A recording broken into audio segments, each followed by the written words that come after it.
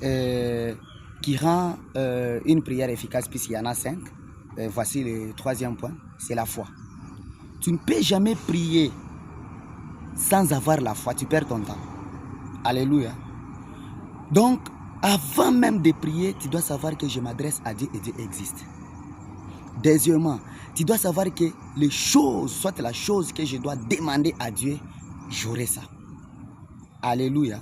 C'est-à-dire, la foi, c'est une ferme assurance, une démonstration des choses qu'on ne voit pas. Alléluia.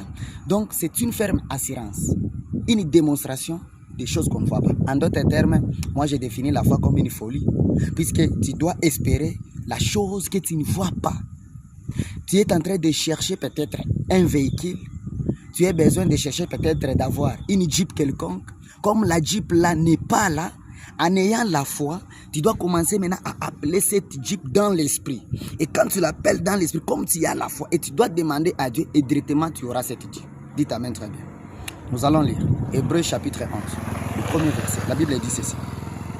Or, la foi est une ferme assurance des choses qu'on espère, une démonstration de celles qu'on ne voit pas. C'est ce que je disais. Moi, je suis en train de modifier un peu, pas toutefois modifier, parler selon mon audition. C'est-à-dire une ferme assurance. Donc, tu es en train d'espérer. Donc, tu es ferme. Quelqu'un qui est ferme, c'est-à-dire c'est quelqu'un qui est déterminé. Quelqu'un qui ne change pas la décision. Quelqu'un qui est vraiment bien assis dans ses paroles. Quelqu'un qui est déterminé dans ses dires. Alléluia. C'est-à-dire, quand tu as la foi, directement tu réussis. Donc, une fois que tu as la foi, directement que toutes les choses que tu es en train de chercher sera là. Soit la chose que tu cherches sera là, sera présente. Et vous allez comprendre que auparavant nous avons parlé de la parole de Dieu. Tu dois être convaincu, tu dois approuver la parole de Dieu. Prenons la parole de Dieu. La Bible dit, la parole de Dieu appelle les choses qui n'existent pas à l'existence. La foi aussi dit quoi?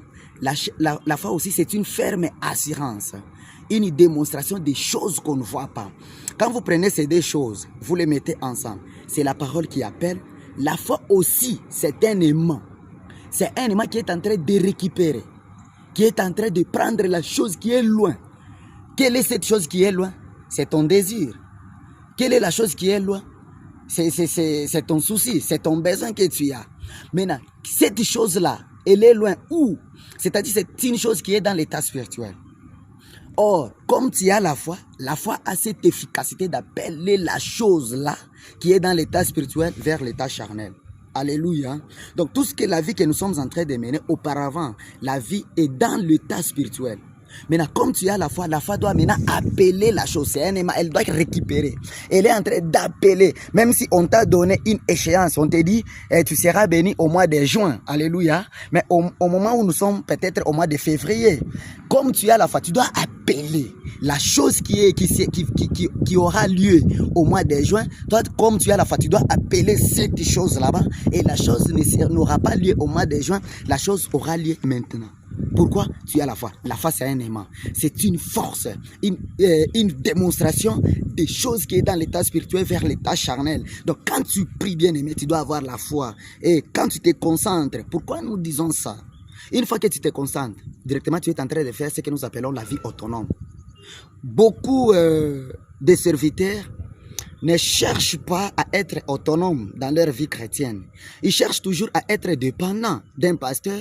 Tu cherches à être dépendant d'un apôtre.